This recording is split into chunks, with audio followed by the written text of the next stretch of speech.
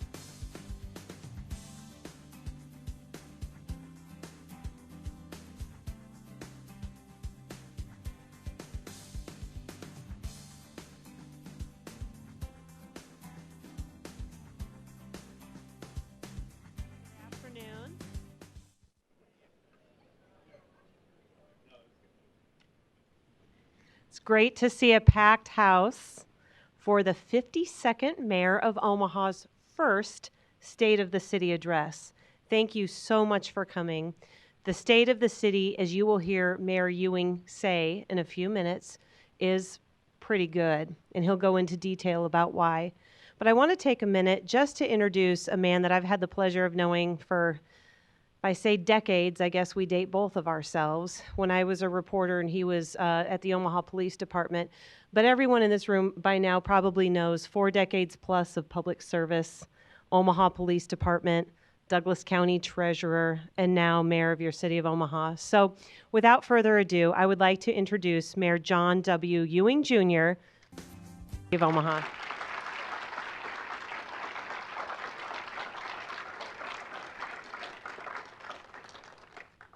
Good afternoon, everyone. Thank you all for being here. I will tell you I have 40 pages, so it should only be about an hour. No, actually, I do have 40 pages.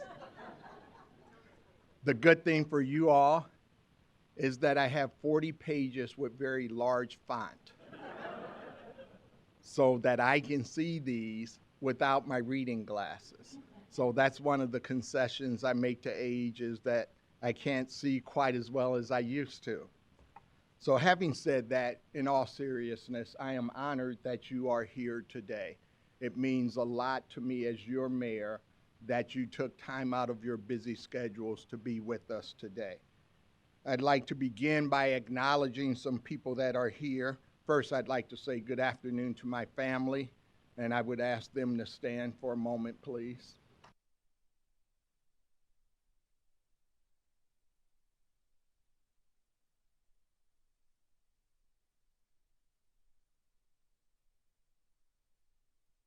Viv Ewing for almost 42 years, and she still likes me.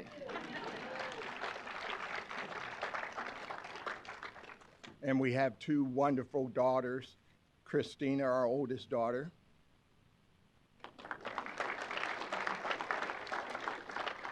See, now if you guys don't clap for each one of them, I'm going to be in trouble, okay? Our youngest daughter, Alexandria, and her husband, Ian. Now, I did ask them the most important question of the day.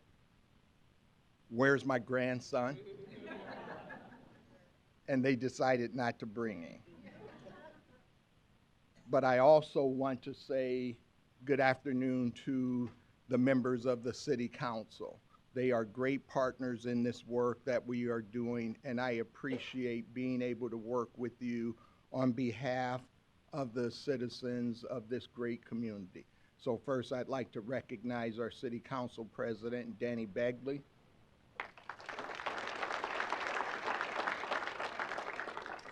Vice President of our City Council, Brinker Harding.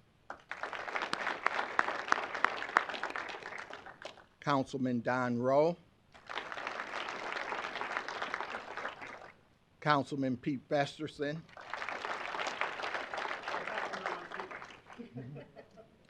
And I would say I saved the best for last, Councilwoman LaVanya Goodwin. We also have a large number of department heads and other leaders here today, so I want to make sure I recognize those invaluable city employees. First, Deputy City Attorney Bernard Indenbosch.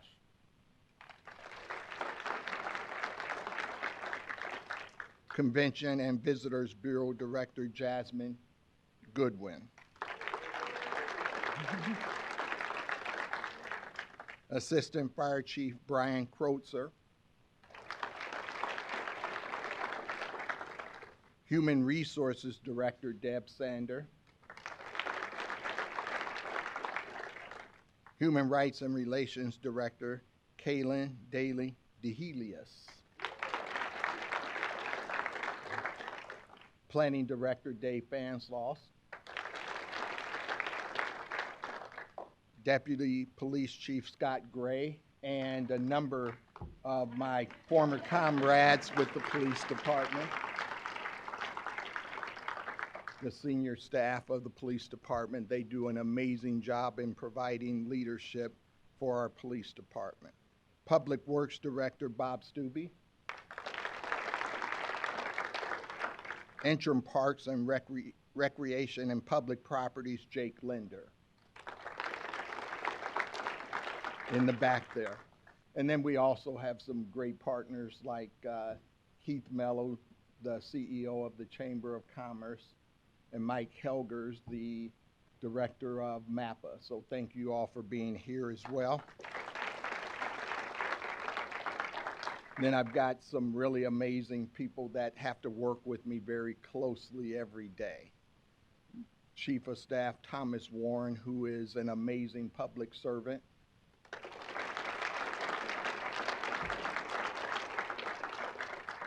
Of over 40 years in his own right. And then my good friend, Aline Warren, who I've known since the 7th grade.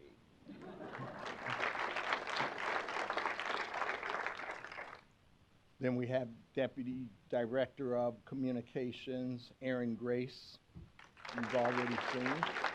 And Deputy Chief of Staff, Jen Frauendorfer, is around here somewhere for administration in the back. Economic Development Directors, Jacqueline Morrison and Marco Floriani.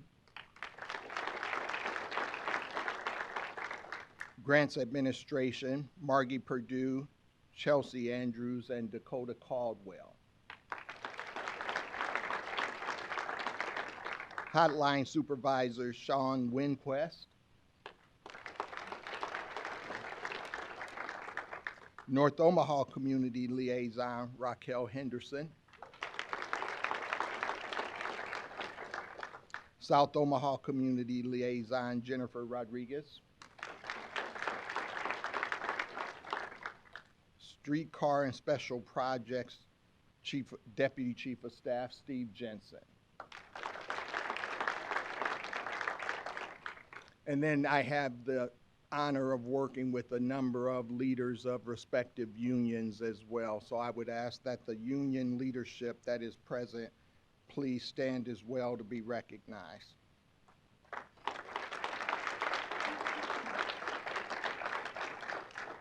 They do a great job of representing their employees, and one of the things I'm really proud of is, with the exception of one union that we're actually working very closely with to get their contract finished, all of the labor unions have contracts with the City of Omaha. So I think that's critically important that we have good relationships throughout the city as we look at providing you the level of service that you deserve. My purpose from day one as your mayor has been to get you all to believe in the concept of one Omaha. I believe it's critically important that we come together as a community so that we can be the great community that we are and we can reach our fullest potential and we can create a space for every individual in this community to be able to reach their fullest potential. And so that is the goal. That will always be the goal, that we come together and we look at how we are going to address the challenges that we face, but also take advantage of the opportunities that we have. And as mayor, I've worked to create that environment each and every day, and I'm going to continue to do that. It's important to remember we share much more in common than what separates us. We all love our city. We support and have interest in making this city, our city, the best that it can be. It's why I declared 2026 as the year of the neighbor. It's critically important when we look at what's going on around the country that we recognize that we in Omaha, Nebraska are better. We can and will come together and get things done. I want to promote civic engagement. I want us to be partners in this work. One of the things you've probably heard me say, and you'll hear me say it again, and you'll hear me say it again and again and again, is that I don't want to do the job of mayor to you. I want to do the job of mayor with you. So we have done a lot to make sure that we are partnering with you and we are listening to you, and you'll hear more about that in a minute. One of the ways we're going to do that today is we're going to ask people across this city to go to the website pollthevote.com so that they can answer questions about what they want to see in this city. My public service has never been about me, and it never will be. It will always be about you, so I want to hear what you have to say. I'll also ask you later on to complete the We Make Omaha survey if you have not done that, because we want your input as we look at making the next 20-year plan for the city of Omaha. I want to promote kindness and neighborliness in the city of Omaha. These aren't just feel-good words. These are intentions that become a strategy. We will continue to celebrate good neighbors with a press conference on Tuesday. Being united helps us confront the challenges of our time. It positions us to seize the opportunities at hand and to rise together to a level to outcompete other communities and be the gleaming city on a hill that we know we are. How will we do that?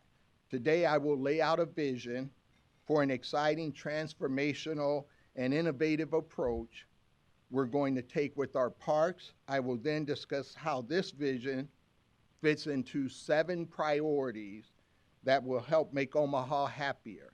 And I know you're all wondering, how are we going to make Omaha happier, right? So we will tell you that. Next, I'll offer an update on major projects and departments. Finally, I'll share how you can be involved. First, I want to discuss our city parks.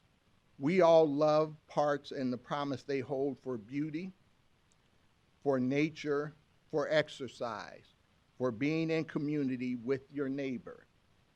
Whether we gather for the city's fireworks show and concert at Memorial Park, fish at Lake Zorinsky, or swing in a hammock in Jean Leahy Mall, we know how important parks are to our mental, physical, and civic health. They are important to all Omahans across age, geography, and lived experience. And we've made very significant improvements and investments in our parks. First, with Levi Carter Park. This fall, look for an amazing $45 million makeover to include 10 basketball and volleyball courts, a wrestling room, a weight room, a computer lab, and 4 outdoor soccer fields. Boyd Field. This spring, the public will see an $8.5 million investment in baseball facilities, including improved seating, renovated dugouts, and turf upgrades. Tranquility Park, a $50 million effort to upgrade Tranquility Park soccer complex has begun, and this will be an amazing opportunity for Omaha to be able to host tournaments at a national level. I don't know how many times I've talked to parents who are driving to Kansas City or Des Moines or other cities to compete against Omaha teams. We will be a magnet for those youth activities and the revenue that is generated from those. Miller Park, an $8 million investment by the Lozier Foundation over a 10-year period. Lake Cunningham, I've had discussions with them, and they are going to make an additional $18 million investment and upgrade to that park. These are incredible investments that will pay off for the youth and their families who use them. With access, equity, and state-of-the-art facilities, they will be a draw for visitors who will come and support our local hotels and restaurants. Our city will benefit as a whole. But what about the park down the street from where you live? A consultant studied Omaha's 250 plus parks. They add up to about 10,000 acres of green space and 130 miles of trails, and rec centers and tennis complexes, golf courses, pools, and more. These consultants found growing demand with limited ability to properly maintain them. Specifically, findings released that last August showed insufficient staffing levels, uneven recreation services, varying park conditions, incomplete trail connectivity, needed improvement for athletic fields, trails, restrooms, and trees. The assessment counted how much more the city would need to budget for basic park operations and maintenance, and came up with an amount of $5 million annually. So how do we raise the level of our parks across Omaha? This is a question we've been actively working on. Today I want to share my answer. First, Omaha benefits from a long tradition of public-private partnerships. These partnerships have shaped our public spaces in truly transformational ways. Donors are aware of the need for our parks and have generously offered $5 million to help the city meet this moment if the city can match it. This holds transformational potential to do more than plug a maintenance hole. We have a chance to double an investment and to do even more with our parks. Accepting philanthropic support does not mean sacrificing public land or use. Let me be crystal clear that just as with Jean Leahy Mall or Lake Cunningham, the city properties remain city properties. What is public stays public. The philanthropic help accentuates public use by making these spaces more accessible, more attractive, and more usable than they were before. Implementing this vision for parks and other projects will require full-time attention, which is why I am promoting a key staffer in my office to a new role. Jacqueline Morrison, who has led economic development efforts, has spent the past 6 months focused on leveling up our city parks. She will become the city's first ever Director of Transformation and Strategic Partnerships for the City of Omaha.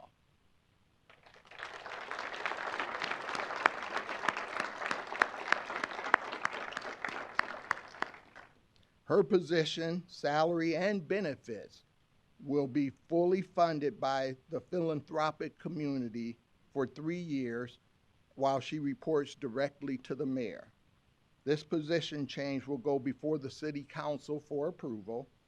As liaison with philanthropic community, Jacqueline will be sure that the public interest is protected, public property remains public, our precious parks get the funding they so desperately need, and that Omaha can position itself to level up and outcompete in other areas as well.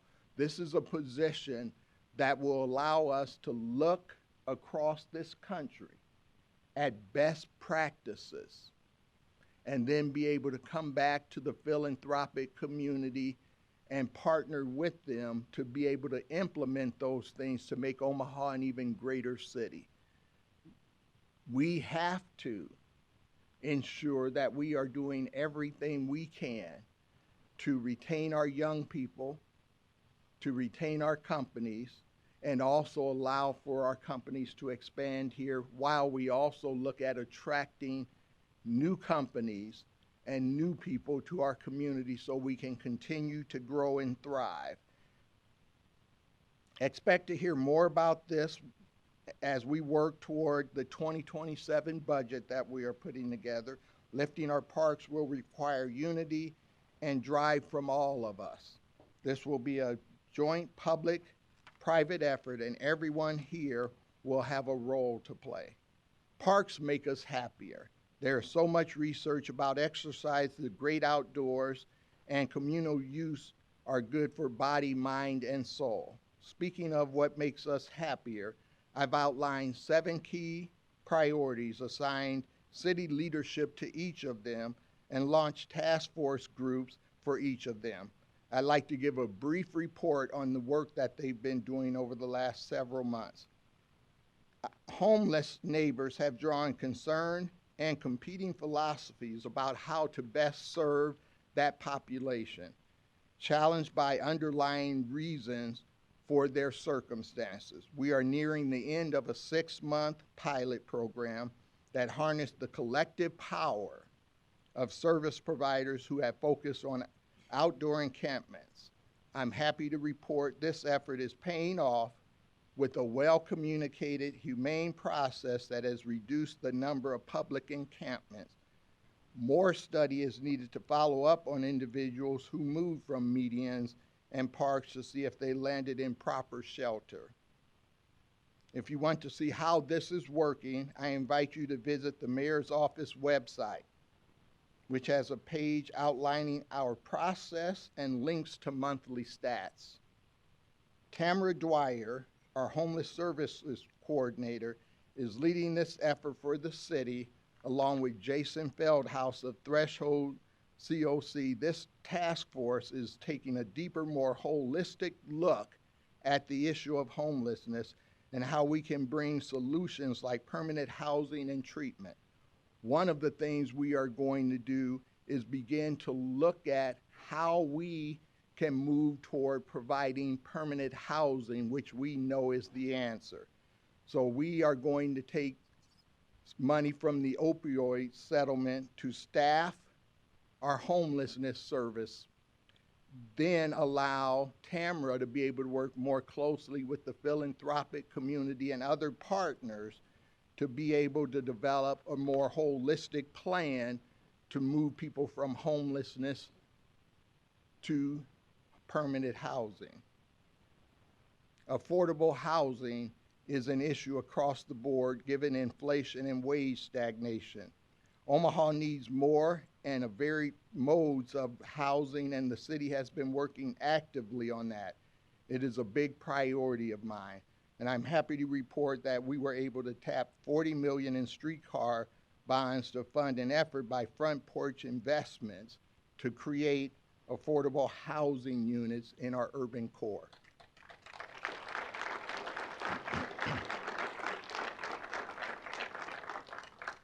Funding has already been approved for the first project, which will deliver 50 new housing units of area, which will be for people who are at or below 60% of area median income. In addition, several promising opportunities are currently in early stages of development and under active review. We are also exploring how we utilize TIF in the city of Omaha. We are looking at ways to leverage the city's tax increment financing tool to create more affordable housing units. Proposed changes will come within the next 6 months. One of the things I will share with you all is that affordable housing is very important to me personally. Having lived in substandard housing until the age of 15, this is something that we have to do a better job at. I also understand what having a home means and how it helped myself, my brother, and my sister as my parents got their first house when I was 15 years old, almost 40 years ago. So we are going to turn over every rock, look at every program across this country to look at how we can implement a plan that works. One of the things I would say about all of these task force groups is this: we don't want to rush to develop a plan, because what I've seen in government, what I've seen in other places as well, is if you rush to create a plan, then you can also have unintended consequences. So we want to make sure we do the work and we do things right so we don't have to undo or go back and change and all of those type of things.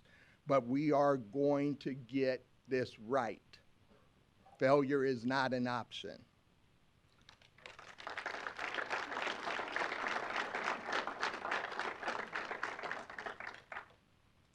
We also, prior to my becoming mayor, allocated $20 million toward affordable housing previously.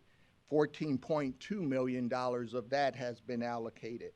That has allowed for houses to be built, homes to be rehabbed, lead hazards being removed at some homes, assisted 3,028 people with overnight shelter, and 71 households with rapid housing or rental assistance.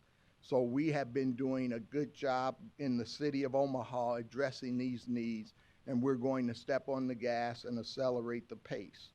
We also have been working with choice neighborhoods in both North and South Omaha that will result in 343 mixed income units in North Omaha, and 92 families will get new mixed income housing that was formerly known as Southside Terrace.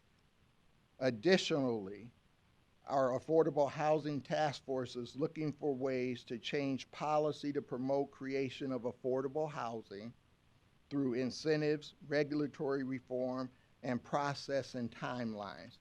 City Planning Director Dave Fanslaus is leading this effort along with Jody Holston, Executive Director of Front Porch. You've heard my vision already for parks. We have amazing people that are working on that area as well. I've already mentioned Jacqueline Morrison, but we also have the Director of the Parks Foundation, Tiffany Reagan, with us, who's doing a great job partnering with us and will help us be able to get these things done. Meanwhile, we are looking to hire a parks director, and we are undertaking a national search that should be posted in the very near future. We intend to have someone in place for that position by August 3rd.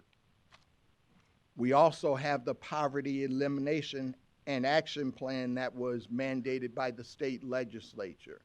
We are working with Kaylin Daly DeHelius and Teresa Hunter as our two co-chairs of that effort.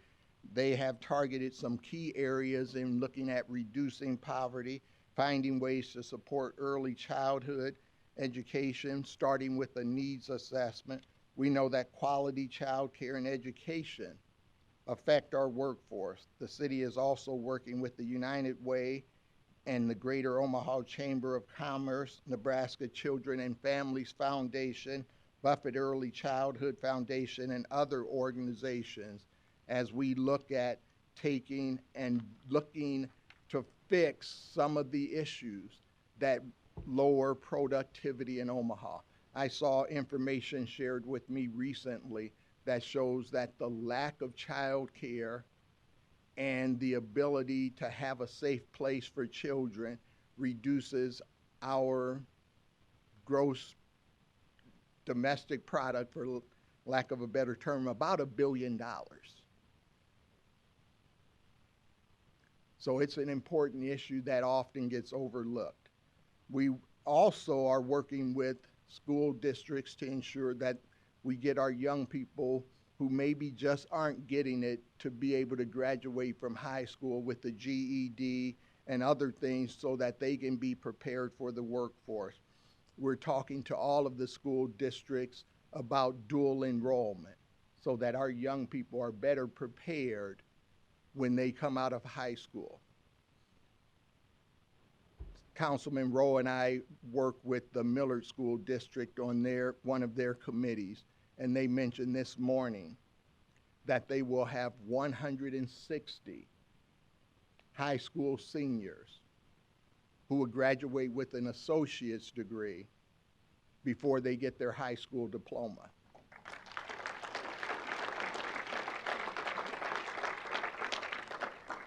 That's the kind of creativity we need in education. We also are working with Assistant Public Works Director Austin Rouser and Builder Chris Hawkins to look at our infrastructure so that we can make sure we're doing the right things when it comes to street repairs, when it comes to potholes that everybody loves. We're looking to get those addressed. We're also working on a streetcar that you might have heard about. And there have been some complaints about the process. I would tell you that some of those complaints are legitimate. The city has to do a better job. Our construction partners have to do a better job. Our project managers have to do a better job. So we have had a series of meetings with the Streetcar Alliance. We've also had some very frank discussions within city government about how we can be better. One of the things I believe is that government should provide customer service as they are doing these projects. And so we are going to do that. We made some significant changes this morning in our meeting, and we will be accountable to the people of this community for not only delivering a project that will be on time, but will be done well. I would want to make sure everybody knows that you can get anywhere in this city. I was just at a volleyball match where they set a pro record of 16,838 people. Somehow they managed to get to the CHI Center.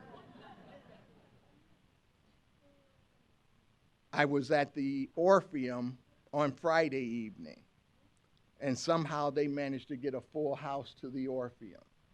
So to the people of Omaha, you can get downtown, you can get to Midtown, you can get to Blackstone. Please, if there are organizations, establishments that you've frequented in the past, go back, support those businesses. We've been very intentional about doing that within the mayor's office. We've had meetings with a couple of our city council members in Blackstone. We've had our Christmas party in Blackstone. We've gone to Midtown for meetings. I've gone to Midtown and downtown for presentations. You can get anywhere in this city. So let's make that concerted effort. And then I'm going to ask all of you, if you have an organization that could maybe frequent one of these establishments for lunch or dinner or things of that nature as an organization, please consider that as well.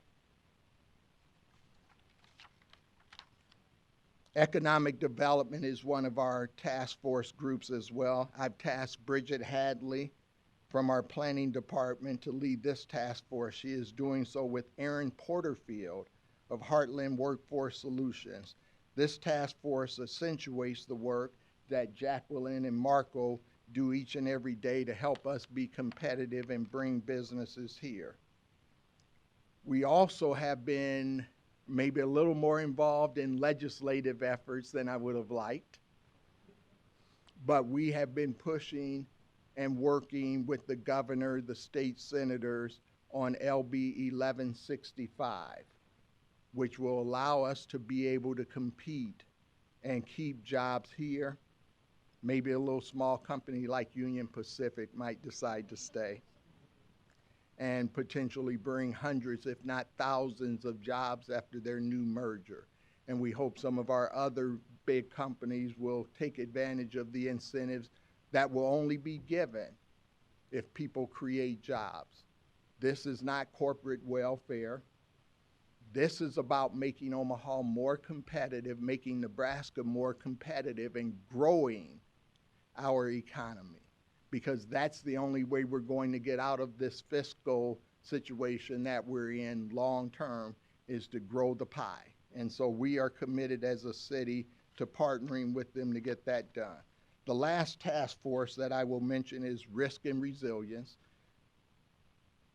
There's a ton of efforts that are being made in that area by Marco. You're doing a lot of work, man. By Marco Floriani. He's our city representative, as well as Christy Abdul Green of Keep Omaha Beautiful. They have a great task force that is looking at how we can make sure that we are doing the right things in terms of the environment. And so I'm extremely proud of that effort as well.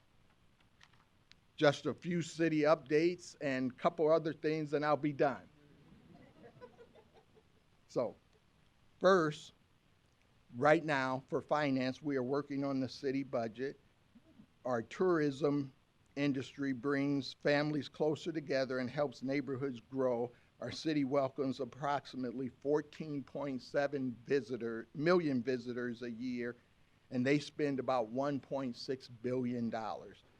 So thank you for that great work by your team. We truly appreciate that. This visitation and spending supports more than 16,000 jobs in Omaha. After 3 consecutive years of record-breaking tourism, momentum leveled off in 2025, but we've got this little project called the expansion of the CHI Health Center that will help us address that issue and make us more competitive in that arena as well. In our public safety, I am extremely proud to point out that we have hired more police officers in my first 6 months than they had hired in any year since 2020. With the class that will be coming in July, with the class that will probably be coming in January, we will be extremely close to having a fully staffed police department like I promised you.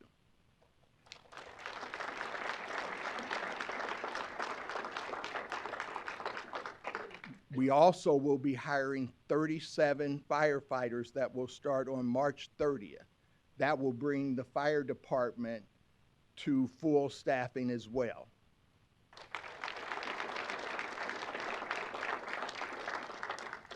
And after Tuesday, they asked me if I might take a shift or two, so you might see me with the fire uniform on.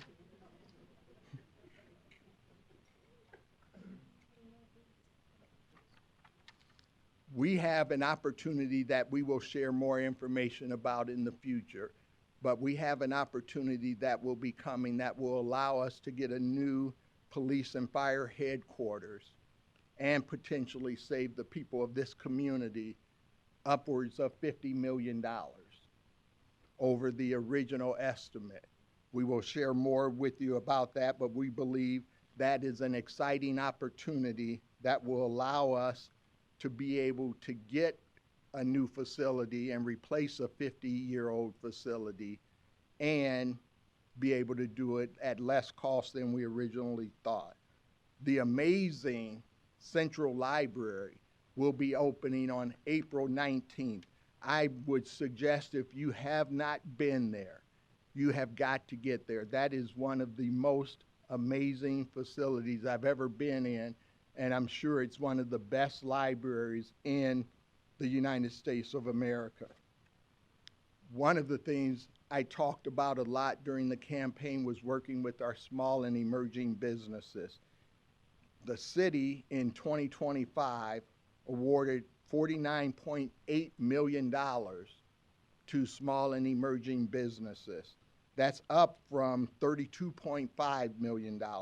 That represents a 22% increase, and we've got more on the way. We are very intentionally partnering with our SEBs, small emerging businesses. So if there's a contract between $15,000 and $50,000, if we have at least 3 qualified SEBs, one of them will get that contract. Now, one of the things we are trying to do is we are trying to create a hub for small businesses. We have a program in the Human Rights and Relations Department called One Biz. So I'm going to encourage every small business owner to register so that we know you're out there. And we are going to try as a city to make sure we are doing more creative things instead of just looking at awarding contracts.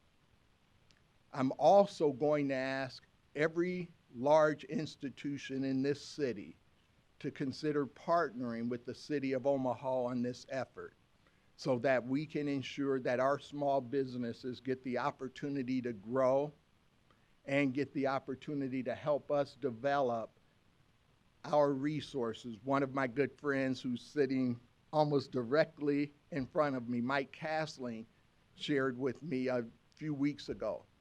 We have 2 major opportunities in Omaha.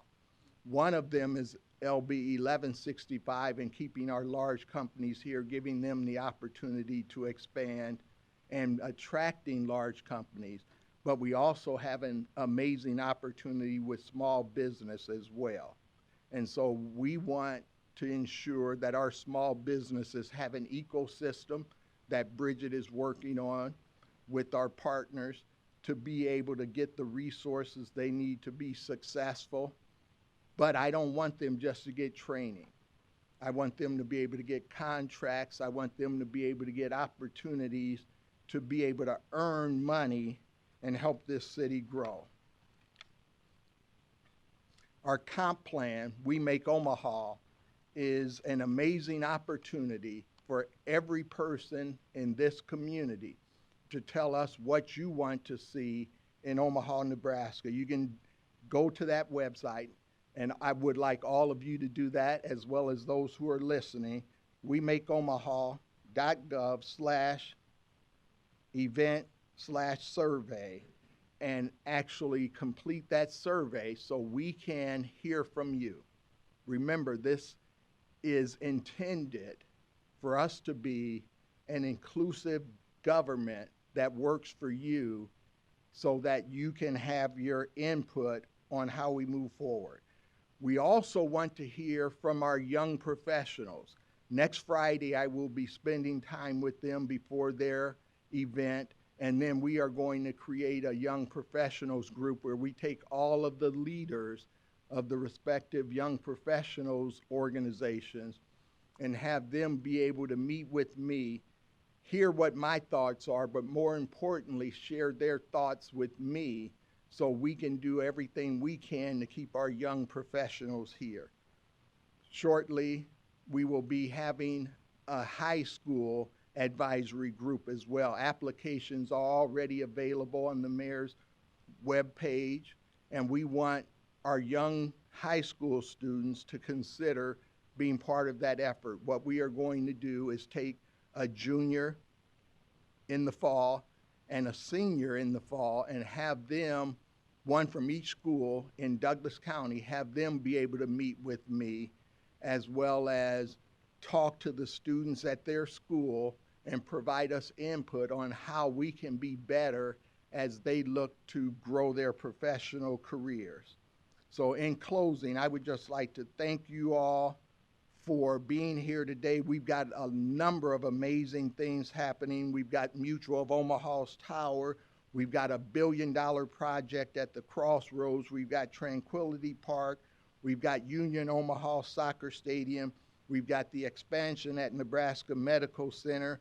We've got Creighton University's expansions. We've got the $1 billion Epley Airfield improvements. We've got the $200 million addition to the Convention Center and Arena, the Omaha Inland Port Authority. We've got the streetcar that will add billions of dollars in development to this city. These are all add up to an exciting possibility for our city. And that's not counting the fact that we have a world-class zoo, usually ranked #1 in the country. And this just in, we have the #3 botanical gardens in the United States as well.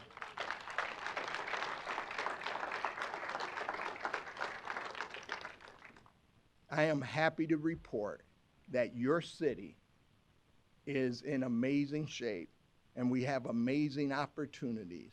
I'm proud to be your mayor. Let's partner together and let's get great things done. And I'm going to ask you all to stand for just a moment. One of the things I said at the Chamber annual event is that I have to be a cheerleader for Omaha. So what I did there was I had them say, "We are one Omaha." So I'm going to ask you all to, on the count of 3, say, "We are one Omaha." 1, 2, 3. We are one Omaha. Thank you very much.